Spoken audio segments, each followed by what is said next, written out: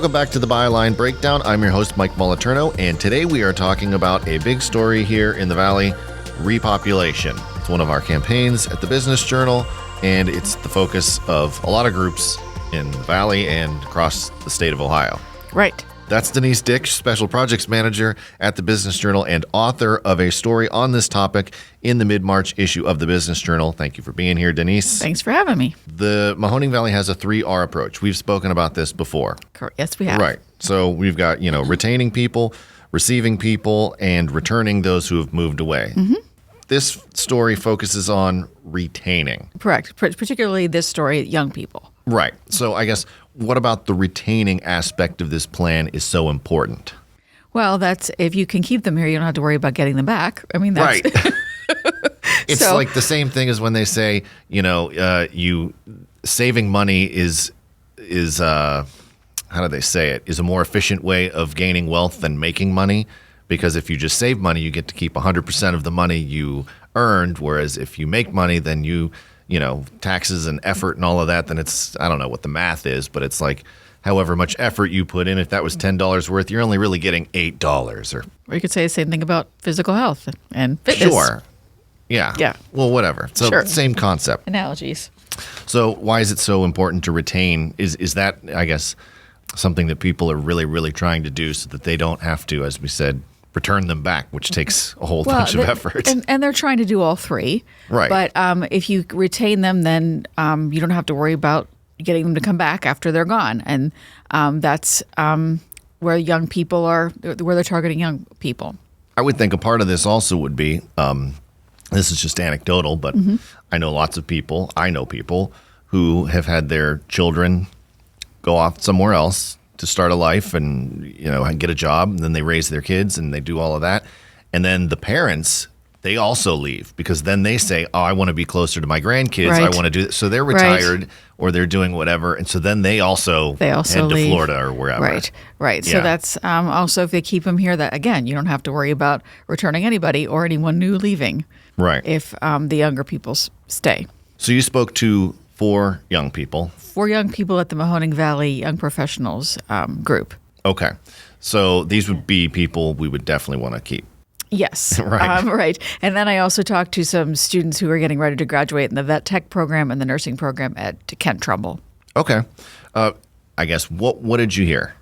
Well, the 4 that I talked to, the Mahoning Valley Young Professionals, are all very committed to staying here.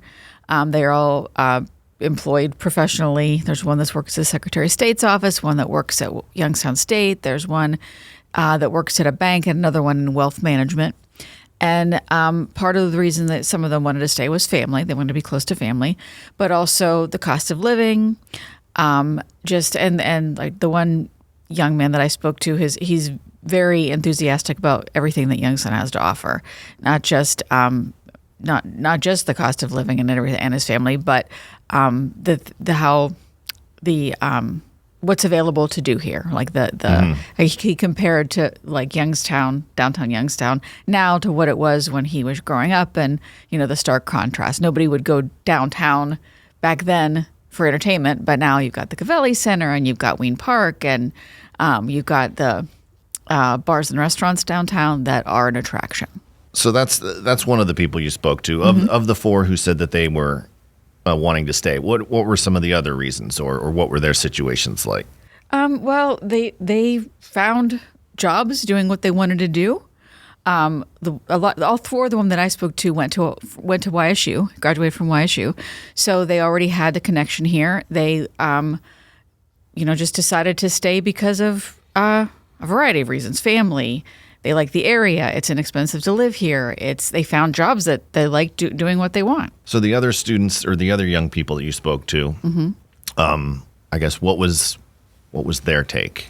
They were. It was more varied. Like the 2 in nursing, the one who told me she would like to stay, but what she wants to do, she's not sure she can have the same career opportunity here that she could someplace else. And same with the young man. He wants to do, he wants to be more where hospitals are larger and growing, and he doesn't feel like that's he has those same opportunities here. And then the similar to the vet tech students, the one was a little older and she lives someplace else and she's been back for a while and is ready to go out and try new places again. So it's sort of a just see what else is out there kind of thing. Another, they want to do emergency vet and don't feel like there's a large emergency vet hospital close. I mean, when I say not close, she's talking about Pittsburgh. So it's not like, they're going to California or whatever, but still that doesn't help our repopulation effort. And then some of them, I think in your story a few of them mentioned lack of amenities. Some of them, I think one or two of them mentioned crime. One did mention crime, that she thought that it was a deterrent, crime in her neighborhood. And she lived in a community in Trumbull County. I forget now which one it was, but just felt like that was a deterrent for one of the reasons that they wanted to relocate.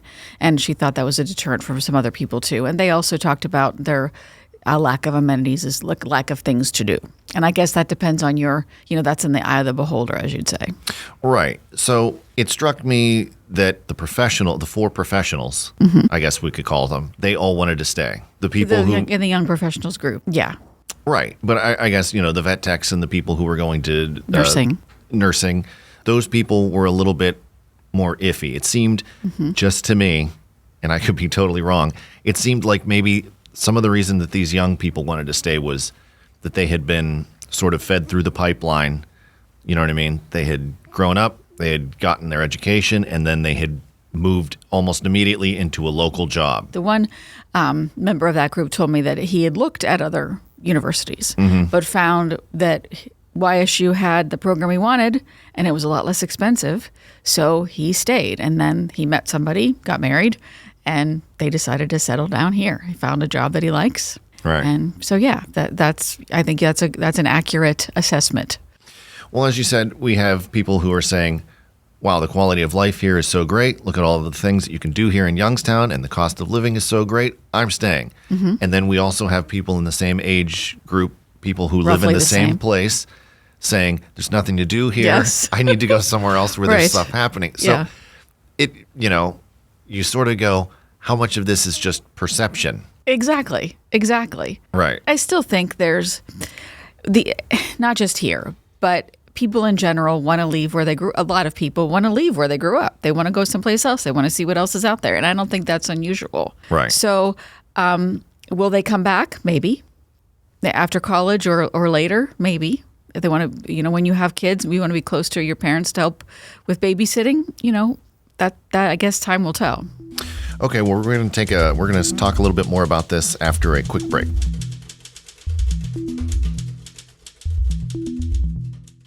Attention all business enthusiasts in Northeast Ohio and Western Pennsylvania. The Business Journal has been your trusted partner since 1984, giving insights, updates, and fostering growth in your region. From Mahoning to Mercer, from Columbiana to Lawrence, we've got you covered. For just $10 a month or $99 a year, unlock our digital troves, or get both print and digital for only $99 a year. Make the smart business choice. Subscribe now. Denise, I guess what was your overall takeaway after you spoke to the young people? Well, it just depends on who you talk to, what they want, what their plans are, and what they want to do for the future. It depends on whether they think there's the career opportunity for them here. Depends on whether they're ready to get out, go and see what else is out there. It's unique to each individual. Mm-hmm. And talk about some of the efforts that some of the groups that are working to keep some of these kids here. Well, that's a big initiative of the Youngstown Warren Regional Chamber and the Eastgate Regional Council of Governments this year, the repopulation effort, and the 3 Rs that we mentioned. Here in the Valley, we have a slightly higher than average age. Correct. Ohio's average age is a little bit younger than ours. Right. 39.9 is Ohio average, according to U.S. Census Bureau in 2020, and in Mahoning and Trumbull, it's 43.7 years, and in Columbiana, 44.7 years. And similar in PA, average age is 40.9, while Mercer and Lawrence are 44.7 and 44.2, respectively. Okay. So Does that also play a role in why maybe some young people are wanting to leave just because they're looking around and not seeing a lot of people their age? I mean, nobody said that specifically, but I'm sure that could be a factor. Although it's not a dramatic age difference, really, 4 years, 3 years. So, but sure, you want to be around people that are your age, who are, similar places in their career paths and family situations as you are. I don't think that's unusual. And you've worked here, just kind of to wrap up, you've worked here in the Valley. You've covered the Valley for years. Long time, yeah. Yeah, Long time. Me too. Long enough to see some trends, you know what I mean? To step back and see some things change and maybe gauge the direction that things are heading. I guess in your estimation, what would you say is the Valley on the right path?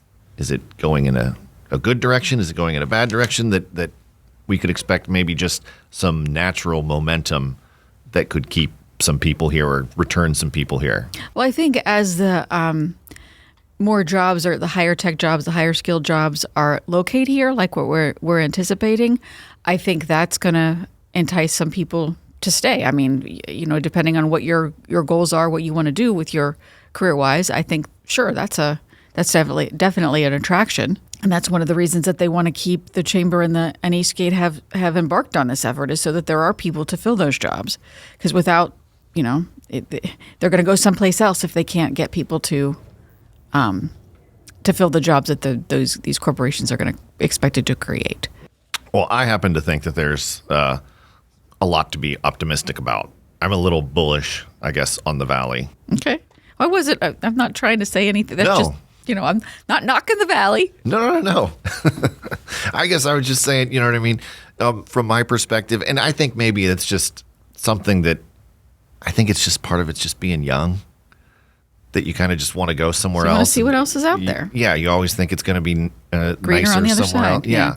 And then once you kind of get settled in and you have some kids, then all of a sudden, I think I might want to be back home and I want to be closer to my parents who can help me with my kids. And oh my gosh, it's so much cheaper to live here. And there's a lot of stuff here. Right. And I think maybe when you're young, you don't necessarily see the benefit of a lower cost of living, because when you're coming out of college, maybe not everyone has been paying for that stuff on their own. So that as you're starting to pay, that takes more of your paycheck, that becomes more important to you, I think. And that comes with age and experience. Or even just you're a student at YSU, the only museum dedicated to American art, or the first one, the big one, is on campus. It's right there. People come from all over the country to see it. There's another museum across the street. Right. You know what I mean? Down the street is the Youngstown Symphony and the Dior and all of that. So, and YSU. And it's you can walk to all of it. And the Cavelli Center. Right. And the amphitheater. And then up in Warren, you've also got an amphitheater. Right. So there's a lot to offer. It's just, I think, like anywhere, if it's what you've grown up with, maybe you don't appreciate it until you have to go and see what other places have to offer, and then come back and see we got it pretty good. Yeah. Don't know what you got till it's gone. Is that Cinderella? Who was that? I don't know. That sounds right. Some hair band. Some 80s band. Well, thank you very much, Denise, for taking the time to talk with us today. That is going to do it for this episode of the Byline Breakdown. If you would like to read Denise's story, we're going to put a link to her article in the show notes, and we'll be back with another episode next week. I'm Mike Moliterno.